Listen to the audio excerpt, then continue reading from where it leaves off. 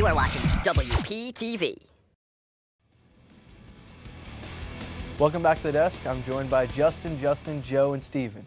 NJAC conference play is underway for the Pioneers with the baseball team going 1-2 and softball team going 1-1. Now, fellas, we'll start things off with the softball team. They did have a doubleheader against Stockton University. We'll take a look at the stats from those games. They did go 0-2, giving up 9 runs and only having 6 runs against the Stockton Ospreys.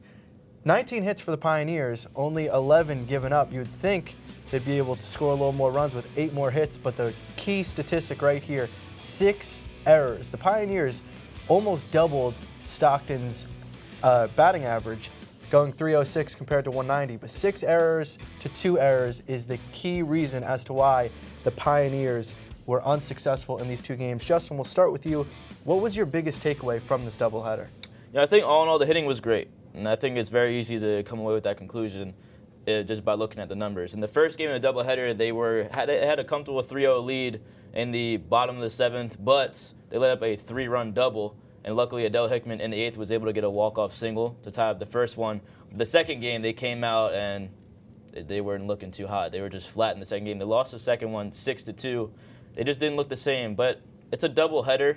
I don't think it's fair to expect either the baseball or softball team to go out and win a doubleheader. They have a lot of doubleheaders along the season, and playing a good program like Stockton, who's about the same level of competition, I think, as the Pioneers. Going 1-1, I would take away as a victory. The pitching, I don't think you should expect too much from them because we have all new pitching staff. I mean, we had 2 all NJAC pitchers last year. They graduated, so they're still getting into the swing of things with NJAC conference play, but the hitting stepped up, and that's what matters the most, and we need to look for consistency from them the rest of the season. The softball team going 1-1, the baseball team going 0-2 in their doubleheader. Justin, what did you see from the softball The hitting team? stats were great, but what stuck out to me was that in those 2 games, they left 17 runners on base. So even though, yes, they could get on base, they had plenty of hits, they had an inability to drive the runners in. Now, with the cold weather we had, that obviously could deaden the ball and make it harder to put the ball in play. So hopefully they can change that down the road. Joe? This was a team that was due for a loss. They were red hot in Florida. They won 10 straight going into the first game. They almost blew the first game. They had them down to their final strike of the game, and then, like you said, Justin gave up that 3-run double, but they wound up winning that one in extras like they have for much of this season, and they just couldn't quite get things done. But they're going to be a good team this year. Don't worry about that. They do have new pitching, but they have a lot of veteran hitters in that lineup, and they should be fine. Steven? I'm going to stick with the hitting. I thought the hitting was great. You saw almost 20 hits in 2 games. I really like the way they're flowing. The team chemistry will build back up. And the key stat that I liked, they had 4 strikeouts in both games. That's really good. They're cutting down on the strikeouts. They're getting people on base. They're hitting for consistency, which I think will go a long way for the rest of the season. Now, switching over to the baseball team, they were unsuccessful in their doubleheader. We'll take a look at the numbers from their doubleheader. Going 0-2 against Rutgers Camden, only scoring 1 run in 2 games, which it's really a testament to how good NJAC conference play is. Rutgers only scoring 6 runs, which 6 runs in 2 games, you're looking at 3 runs apiece.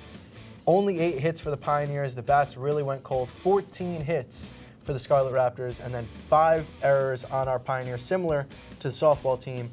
A tough day at the office for the Pioneers bats, going 138 as a team. Now, Stephen, we'll start with you. What is your biggest takeaway from this doubleheader alone? Going opposite from the softball team, the baseball team has to they have to hit better. You saw they batted 138 with only 1 total run scored. They're getting guys on, but the problem is they're not scoring them, which I think is key. They only had 8 total hits, which we saw, and they only scored 6 runs. I think if you beef up the runs, the pitching's doing really well, which I like, which I think is going to be a huge factor down the road. But continue with the batting, bring it up, and they should be good. Joe Ray? If you don't hit, you don't score. And if you don't score, you don't win. So this team, it's a great hitting team. They were known for pitching last season. Now they got some freshmen in that lineup to help solidify it a little bit. And they got some good freshmen. Dan Carter, who's second in the NJAC in hitting. He's batting up around 500 now. And Stephen DiGirolamo, Carson West. These are great players that were cold for those games, but if they're hot, the lineup's hot, the team will score, and then they'll win. Justin? Having the ability to pitch and bat is great, but if you can't field the ball, that's going to hurt your pitching staff. Even if they put 1 runner on and you field and you boot like a ground ball that should be a routine play, and they score off that, you dig yourself into a hole, so they really had to clean up in the field.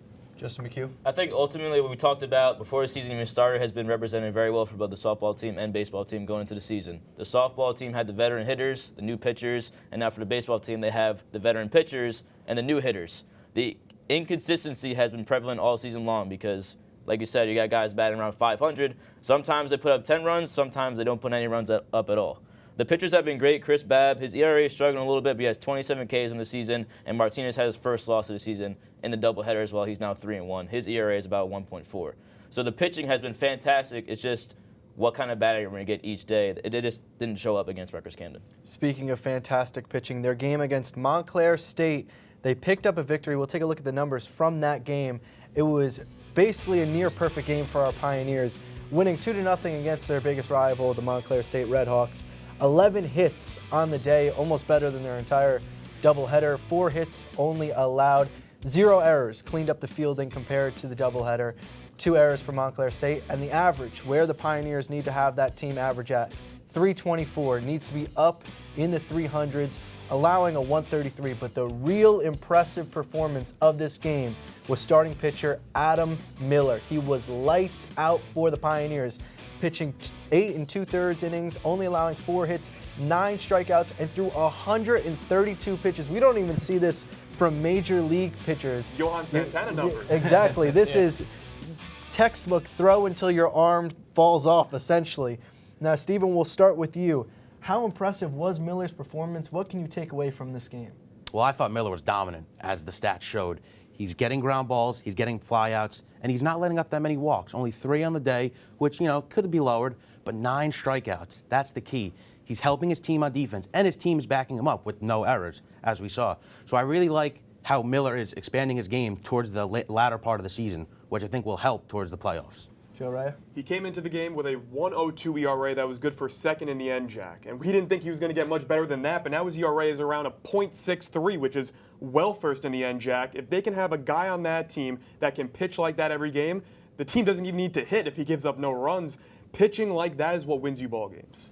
It was great to see his stamina going into the game. Joe, we said it in the 6th inning when we were calling it. He was at 95 pitches. So we kept saying he's going to come out So of the the fact ball that he would come out each inning and throw an additional 20 to 30 pitches is just impressive, and especially how they played today, actually, against Montclair State. He really saved the arms for the bullpen for today. Justin McHugh?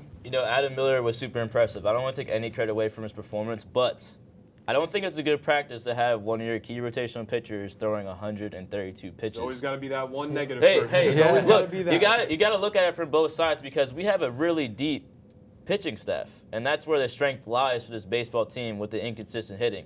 I think maybe you should probably take him out in the 6th or 7th inning, but if he could put on productions like this, it's definitely as hard to take him out of the game, but we'll have to see where it goes. It's also very hard forward. to take somebody out of a game that's given up 2 Yeah. hits throughout 6 innings and was no pitching doubt. a no-hitter through 4. No doubt. It was a great performance. Unfortunately, that is all the time we have for our Pioneer Sports, but do not go anywhere because up next is Joe Raya with the MLB.